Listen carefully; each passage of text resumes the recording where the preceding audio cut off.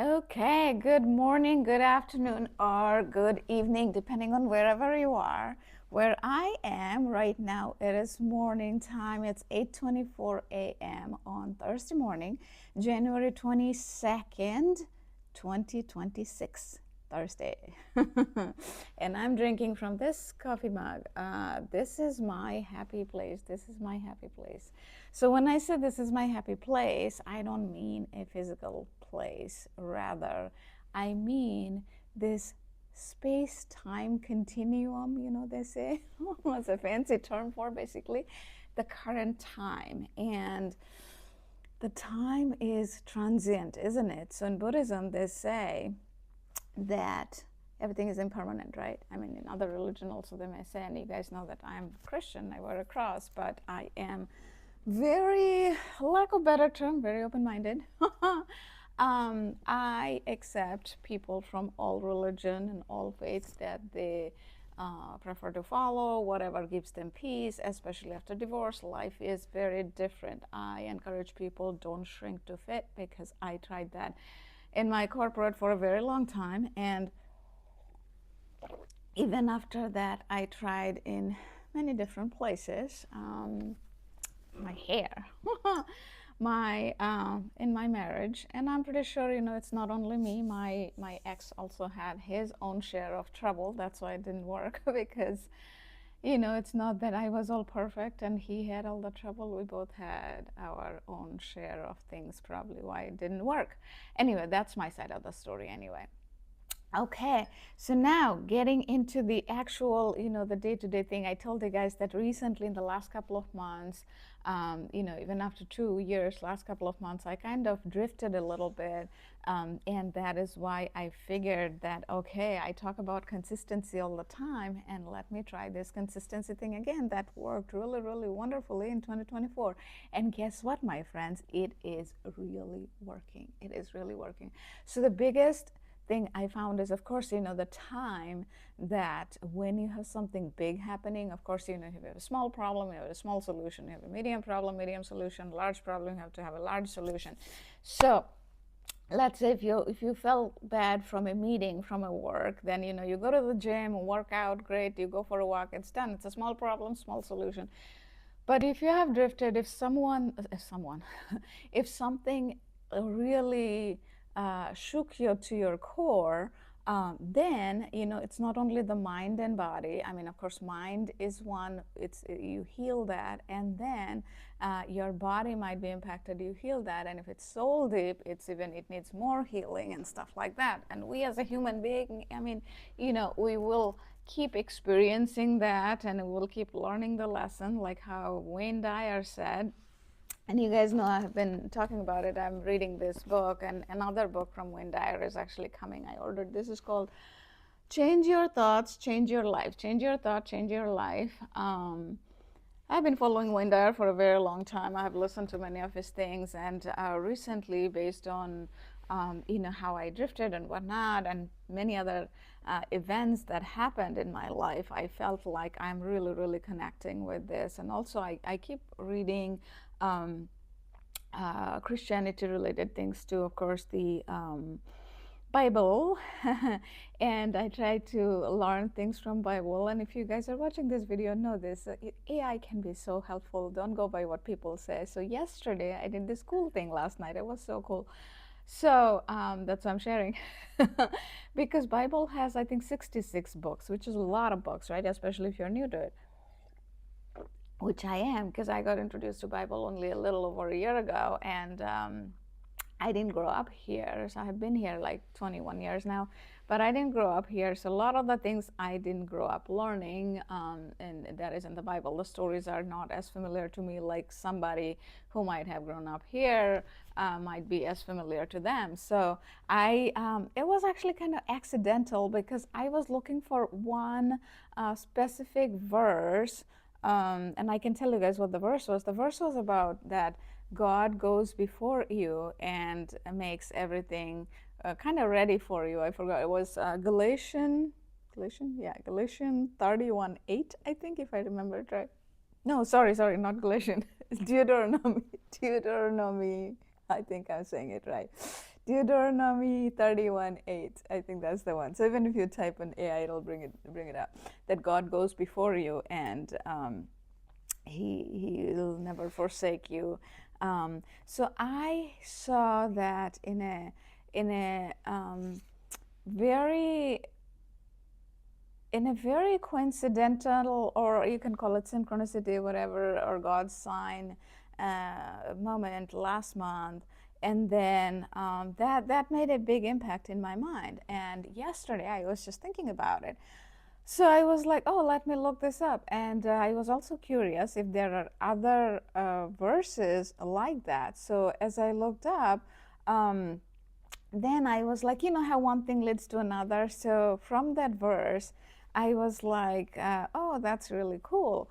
And then, so that was in Deuteronomy, right? So I'm like, okay, let's see what Deuteronomy, oh my God, it's so hard to say, Deuteronomy, the book is about. So I asked ChatGPT, and then it showed me what it is about.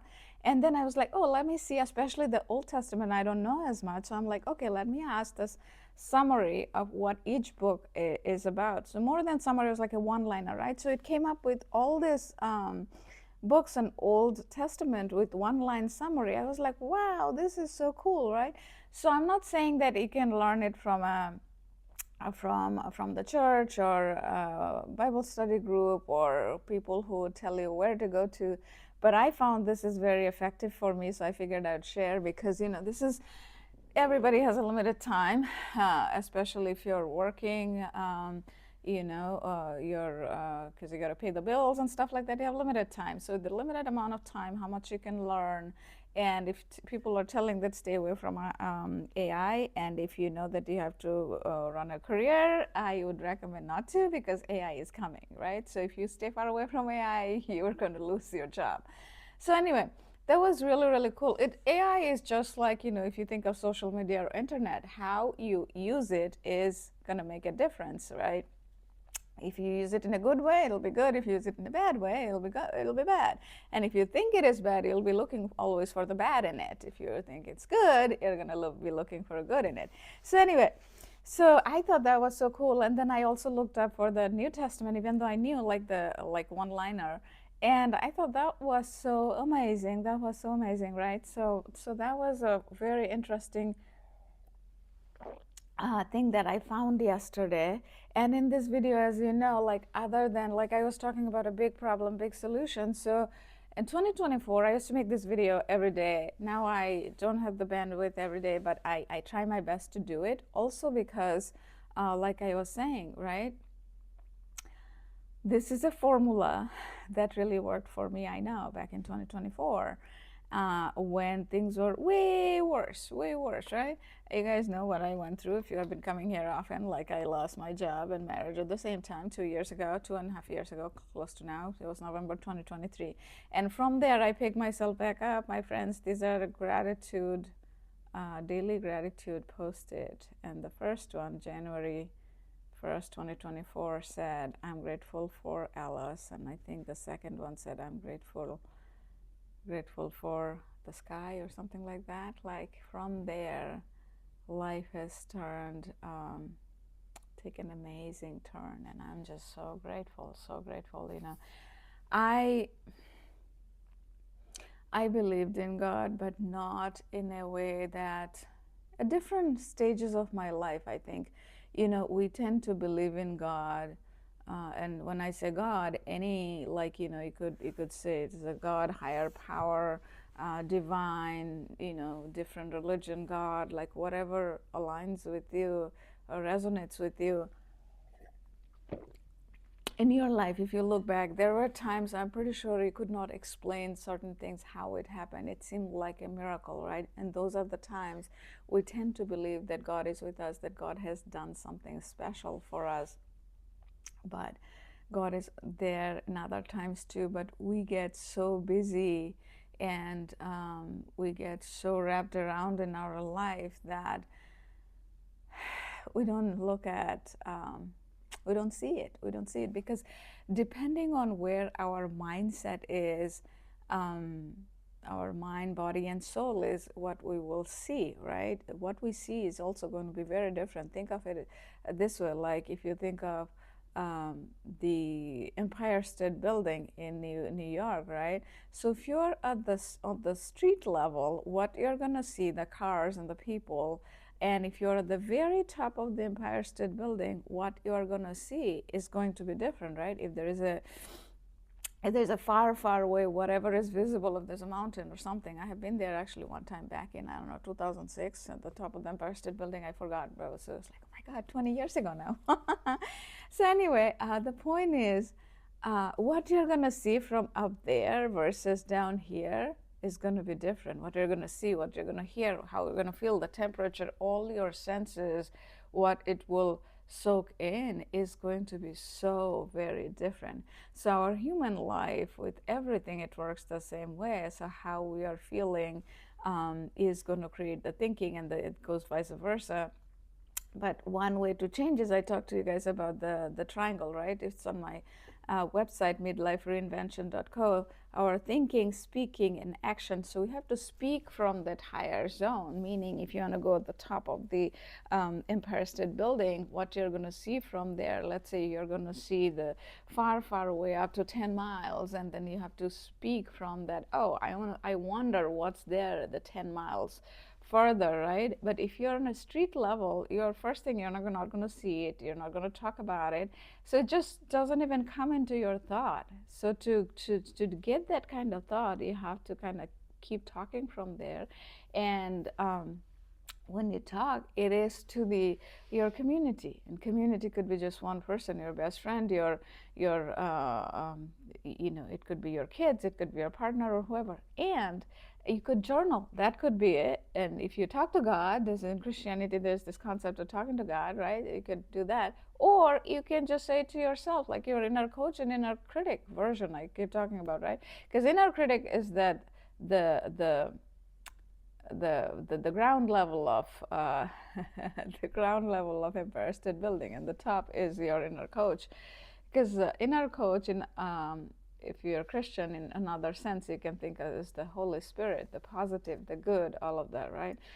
So I've been learning a lot of those things, and it has been amazing. And when I make these videos, I talk about it. So I would highly encourage for you guys to do that too. And if this is not your thing, find something that, if you are going through, especially the early days of separation and divorce, this really, really help a big time. For me, that has been a while, but you can probably hear from my tone, my expression, and all of that. Right now, I'm not really struggling, but I was aware enough to know that I drifted, but now it is like a little more in the fun zone, that I enjoy doing that again. So it doesn't take too long. Once you get into your rhythm, then you just get back in the zone where you have fun. So my friends, so this has been really, really wonderful, this book that I'm reading, Wayne Dyer, experiment his stuff if it resonates. He is a very interesting, his teachings are very interesting, at least I find interesting. He's one of the person who I think really blended the Eastern and Western philosophy and spirituality and religion things in a way that it kind of doesn't alienate anybody, at the same time kind of connects all, because that's the whole point, right? Love. And it's about it. He talks about there's two kind of thing, two emotions, right? The fear, and I used to say faith, but it's the love, right? Fear and love. And yesterday, from that concept, again, like one thing leading to another, so I was experimenting about something, and then I came across this book by Marianne Williamson. I know that many people might not be a fan of hers, and for me, I don't really have to be a fan of anybody. I just like to learn. So I listened to this book. It was only 2.5-hour book. It's called Return to Love, I think. Let me look up the book name again so that I say it right, because I ordered it on Amazon. It's coming in a couple of days. But it was available on library. A Return to Love. I don't know why the word A is there. I mean, the letter A, Return to Love. It should be Return to Love, A Return. Okay, so anyway, A Return to Love. That's the book. And in that book also, she talks about how fear and love, the two emotions, and this love is not necessarily the romantic love. It's more like loving yourself, like how God loves you. And Marianne Williamson is actually Jewish. She grew up Jewish, and in some sense she's still Jewish, but she also kind of looks at religion more like a spirituality. And I like that concept, and it was interesting the other day. So I talk like, openly, authentically here, the way I feel. So I gave a speech at my Toastmasters the other day about feeling judged about my Christianity. And the way I was delivering the speech, I was trying to kind of hide my emotion. And my Toastmasters people, they know me for like now, what, 12, 13 years. And they were saying that, okay, we know that you're trying to hide something. And I told them the night before, I was in a place where I felt very, very, very, very judged. And a week before, there was another place that I felt very judged, the way I was following my Christianity. And the way I was trying to deliver the speech was that I was trying my best not to judge them by the folks I felt judged. And because then I'm like, okay, then what's the difference between them and me, right? Because my hope and goal is spread love, spread God's love the way it is meant to. You love one another irrespective of where you come from, where you belong, where you grow up, like literally love one another. And I believe that 8 billion people, we are one human family, because if you believe God created all of us, we are supposed to spread love to all. So anyway, long story short, so at my Toastmasters, they told me that, like, if you're talking about being authentic, and if you're hiding that, it comes out. We knew that you're hiding that.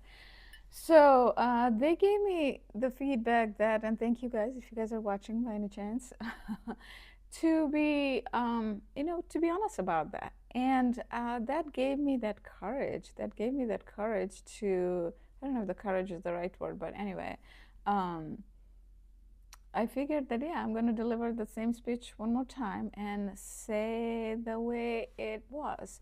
So why I share this is, in this channel and in this midlife reinvention, because I got to really practice everything I preach. So normally I would say I preach whatever I preach, I follow almost everything, but I think it's a fine line between where if somebody's judging me, I don't want to judge them. At the same time, like, how I can express that emotion, that it is okay to feel the way I felt when I was judged, to talk about that, right? So anyway, so here is one thing I'm going to show you. So this is, I have a Joel Osteen book, right? Next Level Thinking. So I have several Joel Osteen books, and there's one called Pray Bold over there, from Joel Osteen, and there's another one, Speak the Blessing. So his teaching really resonates with me, and his teaching resonates with me. At the same time, you guys know I'm talking about Wayne Dyer, and then I also, here and there, I listen to Thich Nhat Hanh's teaching. He was a Buddhist monk, and in my own transformation journey, where everything fell apart, I was Hindu, and then I followed Buddhism deeply, and I had Buddha's picture over there actually, and now it's Jesus with little kids, and I had here, actually, I had a Hindu God's picture. If you see my 2024 videos, so none of these are staged. None of these are staged. You could see that those are my real life, how it unfolded, right? In these videos, the background says it all. And the talks that I had in these videos. So anyway, so that day I felt really, really judged. And so I stayed quiet. I didn't want to push back or anything, but I knew that I did not belong in that room anymore, because as time goes, we grow and people grow, and nothing against them. This is how they look at life, and this is like how I look at life is very different. And sometimes it is respecting and perhaps moving on from that, right? So, because I felt very, very, very, very unsettled after that, very unsettled. And that's why the next day I decided to do my Toastmaster speech. Because in our club, it's interesting because we know each other for a long time. When we have challenging things happening, even after the separation, divorce, we do speeches to that kind of helps us to heal. And if you guys have Toastmasters around where you live, I would highly recommend to go check out a club, because Toastmasters community, it has been there over 100 years and people are very supportive to you. And if you are here in Northern Virginia, you are more than welcome to check out our club. They're like family. So anyway, so that's how they helped me, because I was like, okay, I gotta do a speech to feel the healing that I need. And they really did help me to live more fully authentically when it comes to, I think, I don't know, I almost don't want to say religion anymore, because I don't know, that kind of shook me. That shook me very deeply in a way that I did not expect that day, because I still. So here's the thing that I feel sad about. I came across so many people, that people had. They call it church hurt. It seems church hurt. So people go to church to feel good, but in a very quick sense, in a quick way, I would say, is that they end up feeling bad for the way people talk to them about judgment and things like that. And yesterday I was listening to, I don't know if it was in Marianne Williamson's book or somebody else's book, because I listen to so many things. It's like when you put yourself in a position saying that, oh, this is the only truth, and those anything else that you're thinking is not true, they're putting themselves in a special place. And God said, if you believe Jesus is God, God said that do not put yourself in a special place. Then you're like, there's no difference between you and the Pharisees in Jesus's days, right? So again, it depends on how people look at it. Everybody's intentions are good. I don't, I try my best not to judge anybody, but if this is how I'm feeling, that if somebody's Pharisee like to me, why would I go to them? It is as simple as that, right? Why would I go to them? Um, because, my friends, life is short, especially after divorce and a job loss. When your core is completely shaken, you look at life differently, because the people who are they want your good, they see you only like a tip of the iceberg. Your holidays, your celebration, they're nowhere there, right? So if they're giving you some advice that is not resonating with you, that is making you feeling so deeply unsettled, why would you be around them, right? So I had an experience like that last week, and it really made me think differently. But the good thing, I still am grateful that all of these experiences that happen, I just feel deeply connected with God. For me, God is Jesus, and for you, and at the same time, it's like that. It's a realm that, like, I think about, like, okay, my dad died when I was 6 years old, and there's a deeper story I will share with you guys later at some point, where you know people see Jesus, God, as like Father, and I almost see, when I came to, excuse me, Christianity, I saw it more almost like a literal sense, but not literally, guys know that. So it's almost like, I filling a void, filling a void that was there in my life for a long time, and maybe that's how I feel so much connection in my. If you do the Brené Brown values list, my values are peace, joy, and love, which is there in Bible. Like love is mentioned 500 times, peace and joy is mentioned 200-300 times, and I was researching the other day. That is why I feel so connected, and it could be that because I read Gita. Maybe I don't know. I actually didn't read fully, like maybe half a page. But I know the story of Gita because I grew up in India. My grandmother told stories when I was growing up about. So not all the stories, but and Buddhism also I followed enough, so I have things. So I borrowed things from Buddhism, I borrowed things from Hinduism, And maybe that's why Wayne Dyer connects with me so much, because Wayne Dyer's philosophy is he's more like a live a life that is Christ-like or Buddha-like, not from religious sense, not Christian, but live Christ-like, love one another, spread love, all of that. So I decided to, live it fully from that point, and that did the Toastmasters. Thank you guys, if you guys are watching. I actually got to tell them next time I go, which is February 6th is when I'm going next, because I think they did a really wonderful job for me to it was necessary. I think that was in some sense a little wake-up call for me, I think. Because it is, and trust me, my friends, it is some sort of sign I see. Yeah. So you gotta, a lot of people will tell you don't go by how you feel. Yes, sometimes you don't want to go by because feelings could be impulsive sometimes, but sometimes when the feeling is over and over, then you know that this is your path. Meaning if something is making you feel unsettled over and over and over, then you know that this is not your path, right? Because I learned it very hard way when I was in corporate, where job after job, when I would bring these great ideas to my bosses, and they would be like, oh, they would reject those ideas. But guess what? And I would even lose my job at some point. When one time, like really good presentation, when my boss felt threatened, not threatened, like whatever, he probably thought that I'm getting more attention from higher up, then I lost my job, and things like that happened. Guess what? A year later, they figured out, and then my boss was gone. I'm not saying it to brag, but it was really a pattern. So I was made for more, and trust me, I am trying my best to be humble here, but like all of this made sense when I started this journey. I'm like, oh my God, all of this were preparing me. So God was preparing me. So if you are in this journey now, my friends, that you know that you are made for something more, just believe it and keep doing whatever you think that you can, because this feeling is so amazing, so freeing, and you just got to live from there. And that's why I decided to make these videos again, because when I drifted, I drifted, and even this morning, like, because I'm not fully there yet, so it's like, this is the frequency zone.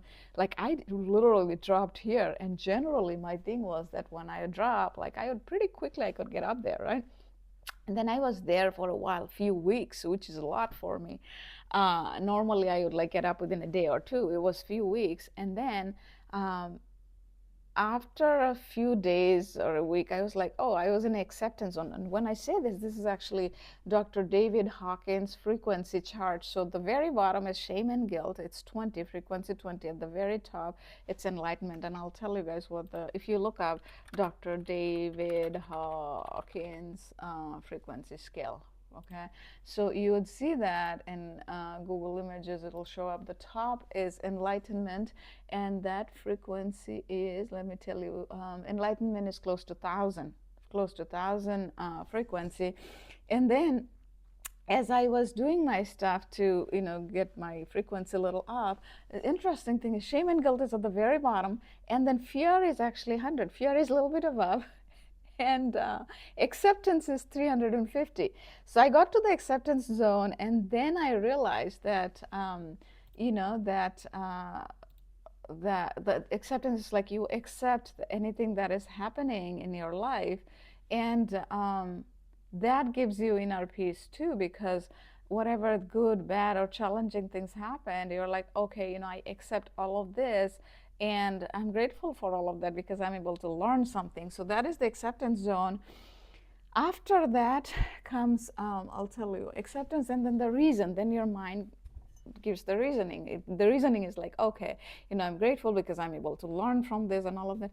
Then you move to love, joy, peace, and love is that self-love, because you gotta love yourself, the good, bad, ugly, whatever you call, all parts of it. Because what happens is in life, when you don't, like, look at the example I was giving, right? When I felt judged, it's not necessarily them, it is the part of me.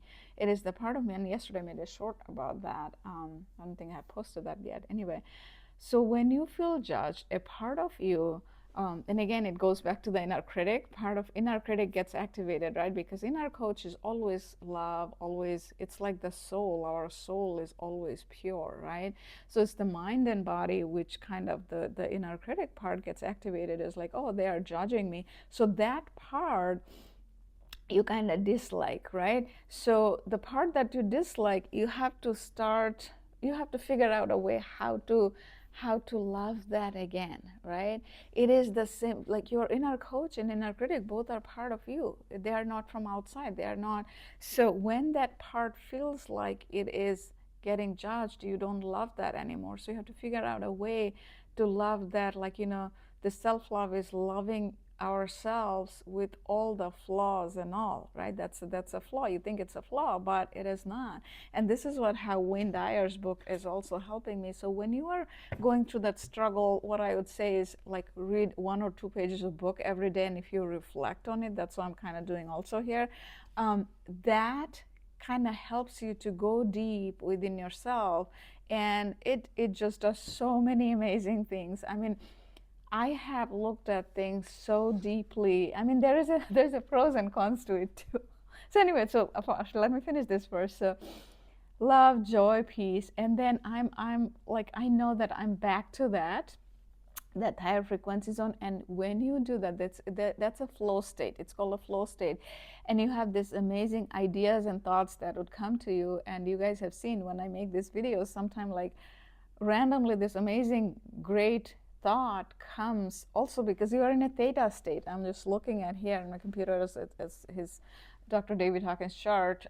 It's like an upside down cone. You guys would see. You should look it up. I'll mention on the description the Dr. David Hawkins chart is what I'm talking about. But anyway, it is, you are in a theta state, which is usually in a meditation or meditative state, because that is when you have those amazing mindset or thoughts. So it's like you can quiet down, close your eyes, and think that the clouds are moving. For a lot of people, that doesn't work. For me, it probably will take longer than an hour, because I'm more of a person who reflects, and I like to, like, healing happens more by talking rather than staying quiet. Depending on what type of person you are. I'm an extrovert person.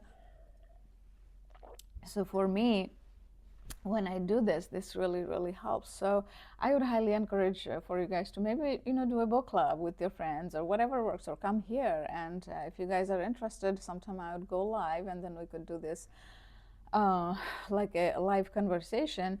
But the point is, my friends, if you are going through separation, divorce, after divorce, it's a different kind of challenge. But the good thing is, by then you have done so much reinvention work that even if you fall, the fall is quick. You can pick yourself up back, like, much quicker than when you're in a separation zone, because separation brings so much challenge. Sorry, today's video is going to be a little long, looks like, but that's fine. Separation brings, like, it's like it's two kind of emotions you keep going back and forth, right? Sometimes you feel the relief that, okay, all the challenges are behind, but sometimes you feel like pulled back, right? Pulled back, because especially if you are separating in the same house, because for a lot of people it ends up being the same because of financial reasons and stuff like that. We separated in this house, and right now I'm still here, but eventually I won't be here either. We'll sell this house. But anyway, the point is that there are a lot of different kind of challenges that you go through on a day-to-day basis. And interestingly enough, when I was talking to somebody, I figured that when I was going through these challenges versus now, a lot of it I don't remember. And I think from evolutionary perspective, it's a good thing. It's probably by design, because you know how they say women have one kid after another, even though it hurts so much when you give birth. It's like breaking like 200 bones at the same time or something. I remember the pain. It was crazy. It was crazy. So anyway, but women tend to forget all of that, and that's why they have a second kid and third kid and all of that. In my case, I had only one, but that was planned. Anyway, the point is that it's if you are in that phase, one thing I needed to remember is that it's not going to be forever. And second thing is all this challenging thing you will forget, because a lot of time our mind, like they say, our reality is created by our perception, right? And perception is created by our surroundings, what's happening, what is in our thoughts, right? And the thoughts are created by our surroundings. So if one thing you want to keep in mind is your surroundings, right? And Jim Rohn said surrounding is about 5 people. So I kind of go it more like, you know, closest. It could be 5, it could be 3, it could be 8, but 5 is a good number to go by. But interesting part I tell people is 5 does not have to be your physical 5 people, because that's what I think it gets tricky. And especially if people have 4 kids, they'll be like, okay, 5 would be like my 4 kids and the spouse.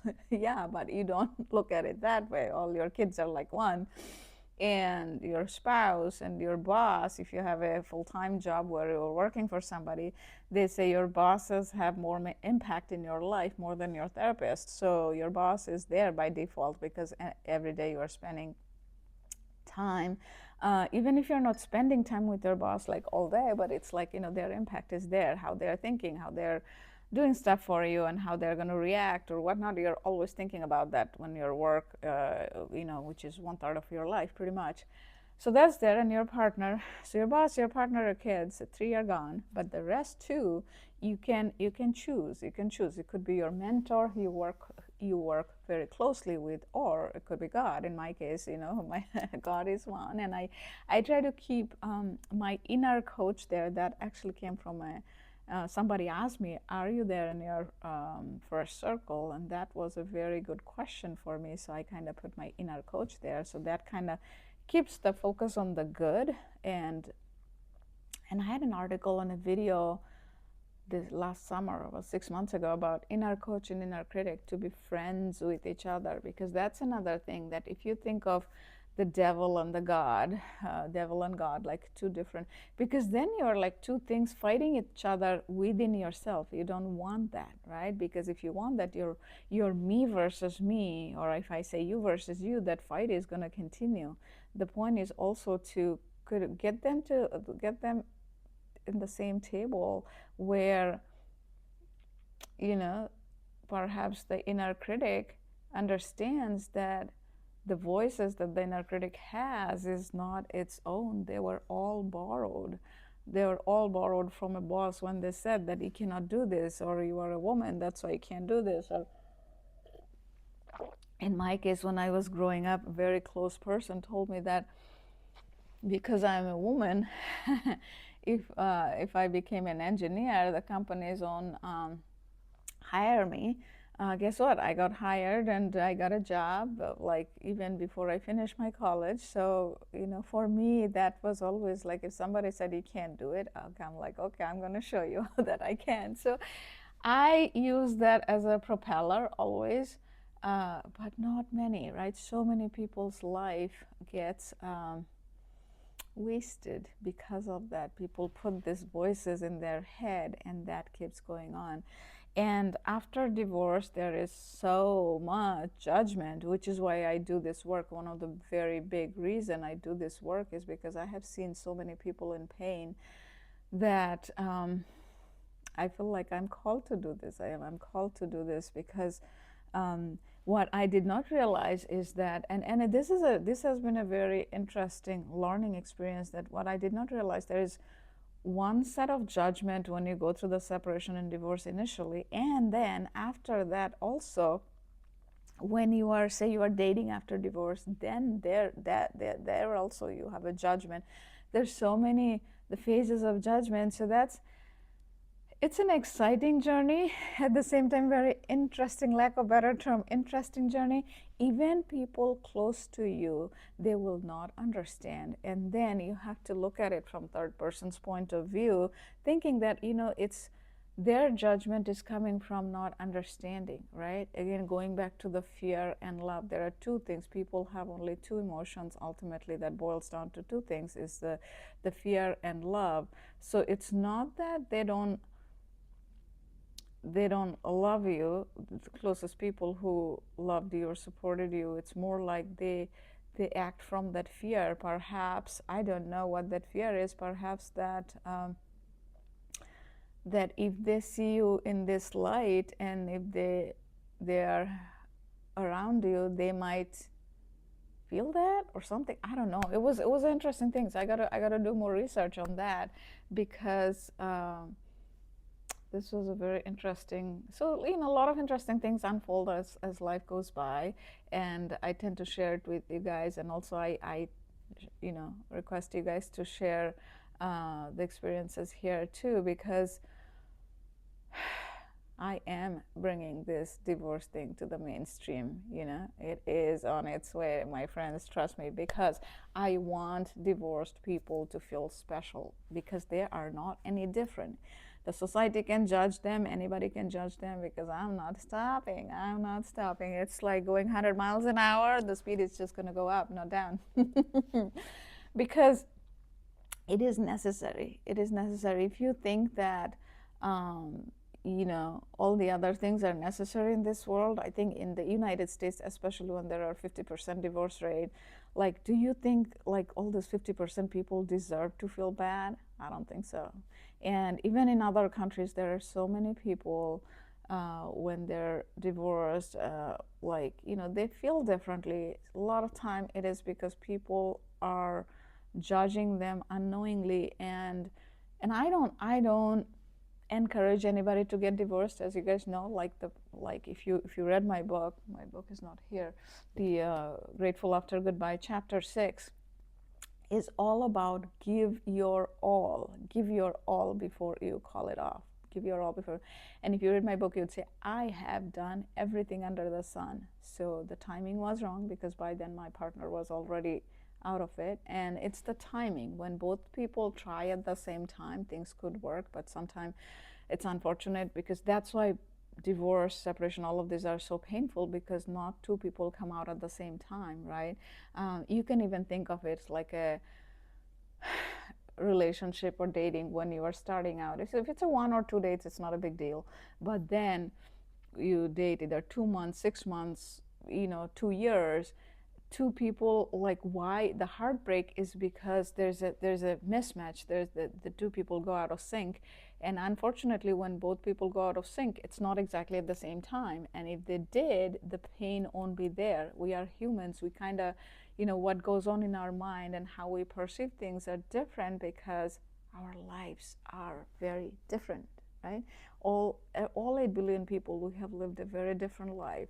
So what ends up happening is we try to protect our heart, at the same time share that love. But if one person takes the action from fear, another person takes the action from love, there's only two of these emotions, then it will start colliding. The needs are going to keep colliding. It's not going to match. And then eventually it breaks, right? Eventually it breaks, because then the challenges become bigger than the solution, because the relationship is. Yesterday I actually wrote a blog. I call it choosing to grow together. So when two people are together, excuse me, so everybody is growing. Like, every experience that is teaching you something. So you are growing. So every experience, even you're watching this video, you're listening to music, you're talking to a person, you're texting, all of this, every single day, all the experiences that we go through is helping us to grow. So if one person is growing in this direction, another person is growing in that direction, guess what? After some time, the distance will be so much. Like, consider like a 5 miles, it's too much. And then 50 miles, even further, 500 miles, you can't come back, right? So that's the problem that happens when, and then if the communication doesn't happen openly, I mean, of course, that happens, more drastically, and that's how divorce ends up happening, because people, as they go further and further, the distance keep building up. But then until it is so far down the line that at least one person is like, okay, we know that we can't make it work, and then it happens. But the time to make it work is when having that awareness, not being in that autopilot, right? Having that awareness, and then you can at least come together. Another part is when I say choosing to grow together. So after divorce, because I cover a lot of things about dating after divorce. There are people like Jay Shetty and others, or Julian Cherokee and others who talk about dating, even Matthew Hussey, but people don't focus much about like dating after divorce because it's so different. It is so different than when you're dating in 20s. I have dated in 20s a lot, so I know. Because first thing, at that phase of your life, you feel like you can conquer the world. I mean, I feel now also that I can conquer the world with my mindset, but dating is a different story. Because in 20s, you feel like life is forever. But in 40s, you know that life is not forever. There is an expiry date. You have the feeling more, it's almost like a realistic feeling, right? Because especially when life knocks you down after divorce, after job loss, and Mike is both together, then you're like, okay, you know, life is not forever. Even though you do what you want to do, like I'm super passionate about this job, because I work for God. So this business, you know, at the same time, I'm like, you know, there's does this work bring me peace, joy, love, which is my core values, right? So that's how I think about it every day. And when last 2 months, when I say I drifted from that. And I had to bring myself back to this, because if you don't, you are going to feel that unsettling feeling, because I don't feel the hustle and bustle. And this morning, I was actually texting with my friend, one of my friend, and so there's a very I'm not going to name names, at the very top of the startup world. They teach lots of good stuff, and I also learn from them.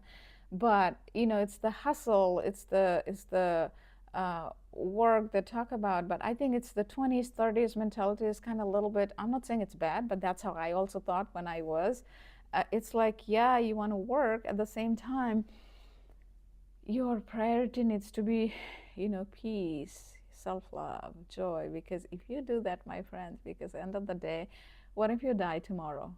You know, there's no guarantee. You could die tomorrow, you could die in 5 years, you could die in 5 years, or you could die in 50 years. If it's 50 years, it's a lots of bonus, lots of good times. But you got to think of it this way, that life is not forever. And I think that's the difference between, because I had 7 other startups before this, some with me as a founder, some with me as a co-founder, and I never felt this way. I never felt this way where you know, because one thing that this is the secret, and I share it openly. I tell people, other people I know who does the startup, like whenever you're doing something, fill your own cup as it is filling other people's cup, and you have to find out what that is. For me, when I give to the world, when I share something with you guys, it literally fills my cup too, because I feel happy when I see it is making a difference in your life. Because this did not start as a business, my friends, as you know. It was a survival journey. Every single day I made this video in 2024, and I saw so many people are coming back, and they were sharing these videos, and they were commenting that how it is helping them as they were going through divorce and separation situation. So that kept me going. And last year, only early 2025, I figured that, okay, let me put some structure to it, because it seems like there are so many people who are suffering. And I really felt like this was my calling from God, and God made me go through all this pain in the last 2 years, and also a decade, with many different things, so that now when I say it, it makes me think of it more deeply, that maybe that was the lesson today, because I kept thinking that how some of it that people, because even in the current situation, I kind of felt like some very close people did not understand me, and I knew that their intentions are good, but they were judging me. And now I actually know that this was also part of the lesson. Like, you know, and that's sometime, if you're still watching, I know I'm 48 minutes in, and sometime you have to do this reflection, you know, and you can go to a therapist and talk, and I did in the recent event.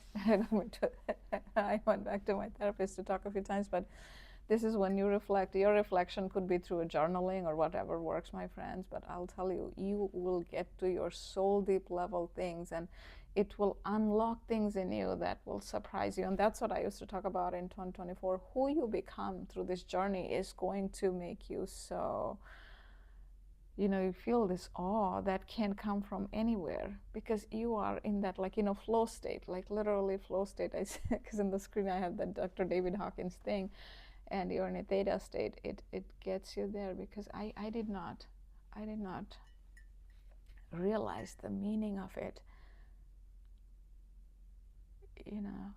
last 10 years.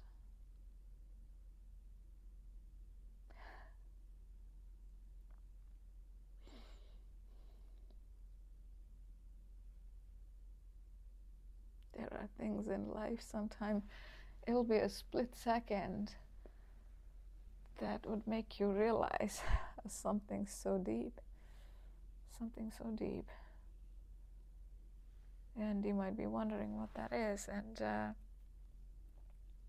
I can share a little bit of it. When marriage is like that, so when we got married, we dated 2 years and we got married, things were wonderful. And after our kid is born, your priorities change because you have job, you have 2 full-time jobs, the family is not around, and then you don't prioritize the relationship. And a lot of people, I hear so many stories, so I know, and a lot of people have that, kid becomes a priority, which they should, but there are 2 types of relationship that goes on, that you, your partner, and your kids, and you and your partner. And that is the part people kind of forget. And as life gets busy, you don't do the date nights and you don't do the other things, and you just fill the distance. And when the distance gets so much that that you realize that it's too far gone. I mean, we are in a very different place now because both of us wouldn't even want to get together. But we are in a friendly zone, which is good for my daughter.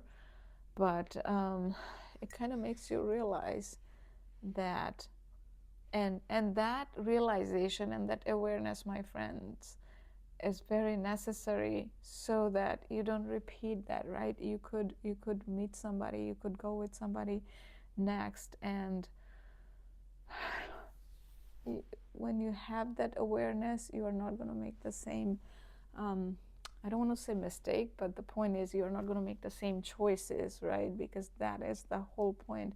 And that's why I share, there are a lot of things to learn about from one relationship to another. Is that John Gottman, Julie Gottman, they talk about many things. So I would definitely highly encourage to check their topics. And because the first marriage to second marriage, the divorce rate almost doubles. From 40% it goes to 70%. So it's worth learning a lot between the first and second, so that you don't become that statistics. So another thing is love language. Dr. Gary Chapman, if you take that test online now, I think it's $15. It used to be free. So there are 5 love languages: physical touch, quality time, words of affirmation, acts of service, and gifts. So let's say, for a random example, if yours is physical touch and quality time, and if your partner's is gifts and acts of service, guess what?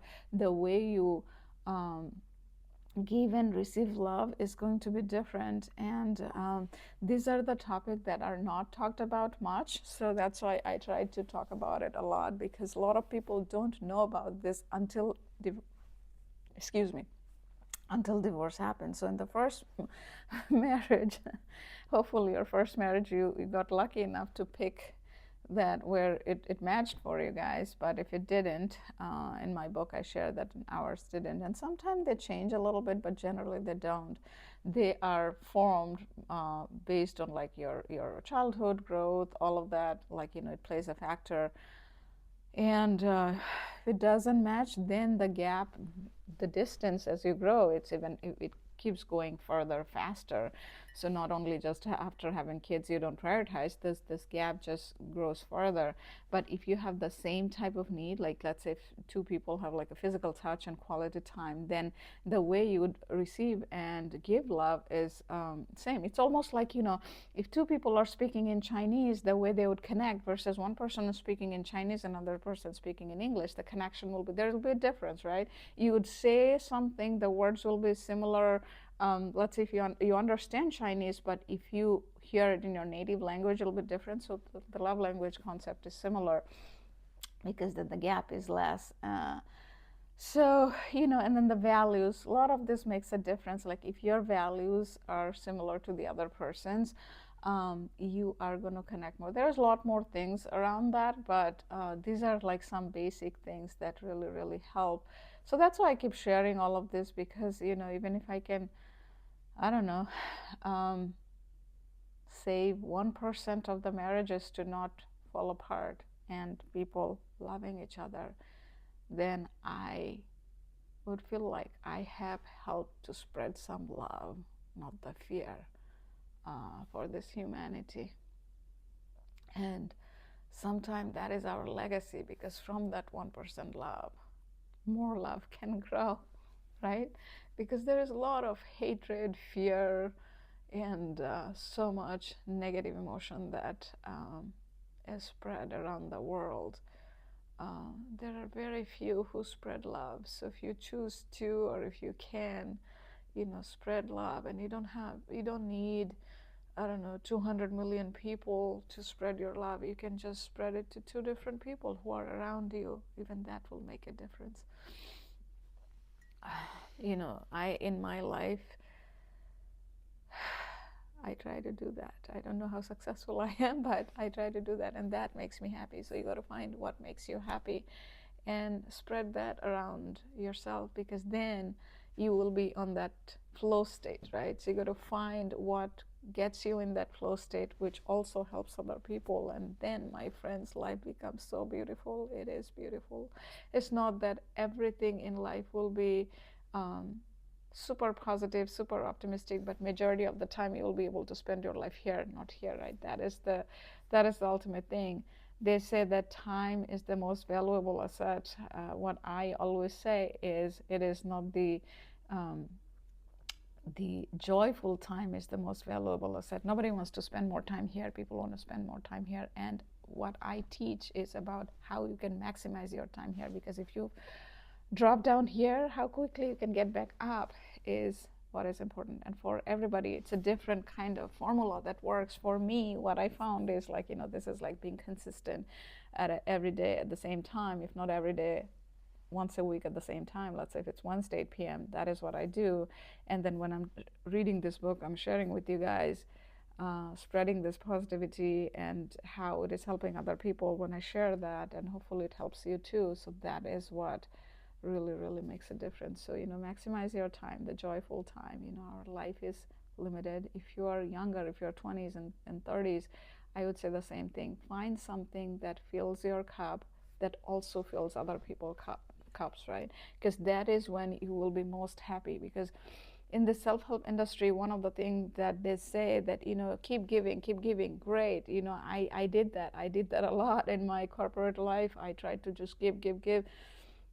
And then what happens is, because we are still made of flesh and blood, so what ends up happening when you're just giving, but then your flesh at some point says that, okay, I'm giving all of this, but what am I getting in return, right? Because we are not God. At some point, your mind would say that, and that's the reality of life. So that is why, and that's how you can get this inner critic and inner coach to be friends, because inner critic wants something. Inner critic wants to be loved. You're part of yourself that thinks that you are not worthy, you are not enough. That part wants to be loved. And that is how, when you fill that cup, when you fill that inner critic's cup, my friends, that is when it feels loved. That's another thing you got to remember. You got to see, this is also something I didn't think, and that is the flow state I'm talking about. If you're still watching this video, remember this, you know, because your inner critic wants to feel loved, and that is how you can make it feel loved. And that is when life gets most beautiful, my friend. Okay, I talked almost an hour today. Share these videos if it is helping you, and if you know if somebody is in the dark tunnel, because I know how dark that tunnel was when I was walking in 2024. I did not know how long that tunnel is going to be. Every single day I kept showing up because I did not want to fade out, and it helped me. So I hope it helps you. It helps other people you share. If I could do it, you can do it, my friends. Just believe and keep going. Life is beautiful. There is so many good things on the other side. There's so many good things on the other side. I believe in you. I see you, and I love you, my friends. Take care. Bye.